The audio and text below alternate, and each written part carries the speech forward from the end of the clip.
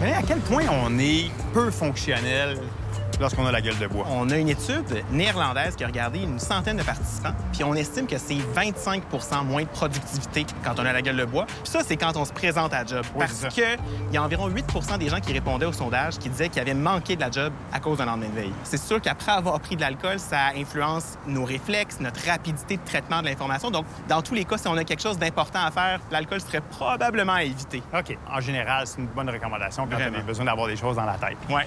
Ça a un impact aussi sur notre capacité à conduire adéquatement. Ouais.